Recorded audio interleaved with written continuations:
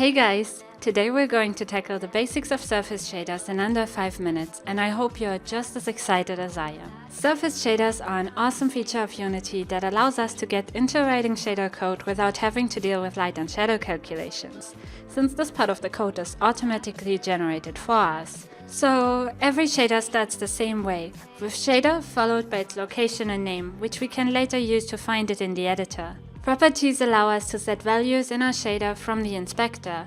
We can use things like color for a color picker, range for a slider, texture for an image, texture 3D for a 3D image, cube map for skyboxes, float for regular floats, and vector for vector force. A shader can have multiple subshaders aimed at different kinds of GPUs, so when we are rendering, the system automatically selects the first one that is going to work for our hardware. Subshaders usually start with tags, which can be used to determine when and how our object is being rendered. Most of these aren't important for us right now, but I think we should really know about the rendering order. For the rendering order, we utilize the queue. There are a few predefined render queues we can use, like background, which is rendered first and in my case is just my skybox, geometry, which is used for opaque meshes, followed by transparent, which is used for objects with transparency, like glass or particle effects, and overlay. This is for overlay effects like lens flares and so on. The next thing you'll usually see in the subshader is a level of detail. The idea is that even if a certain graphics card is technically able to run the subshader, it might not be powerful enough to run it smoothly, so we'd want to switch to a simpler version of our shader. This is controlled by assigning a value to the level of detail, with higher values meaning the shader is more expensive to run. You can see the level of detail for Unity's built-in shaders here as an example. By default, all level of details will run, but if needed we can detect the user's graphics card and set an appropriate maximum level of detail. We are now hopping into our CGPROGRAM, which is where the actual shader code lives. Surface shaders need to use the surface shader directive, which is in our case surface, to indicate that this is indeed a surface shader, followed by the name of our surface function and the light model that is being used. Shader code is not too different from C# code once you really get behind it. However, the data types are a bit different.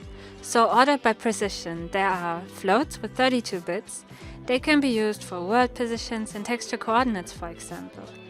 Now, interestingly enough, if you're building for a computer, you only need float as a data type, because that's what is being used internally by default.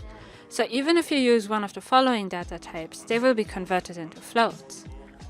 Apart from floats, there are also halves, which are half-sized floats at 16 bits, which are good for short vectors, directions and ranges. And there's also fixed, which has the lowest precision with 11 bits, and it is often used for colors. In addition, you can also use most of the regular C# data types, like bools and ints. We now need to make our properties accessible from within our shader by adding them here with their proper data types. Remember, when you are just working with computer, you can easily exchange the fixed for and the half for float for and float. Now we need to access our geometry starter in order to manipulate it. This is done in the input struct. We have a few things we can access from here. UV main tags, which lets us use images like this bacon texture on our mesh, given it is wrapped of course.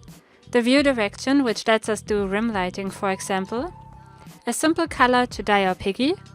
The screen position to project this texture onto it, the world position for a sliced effect, the world reflection for some sleek mirror finished pig, or just a world normal. The surf function is called for every pixel on the screen where our mesh is displayed.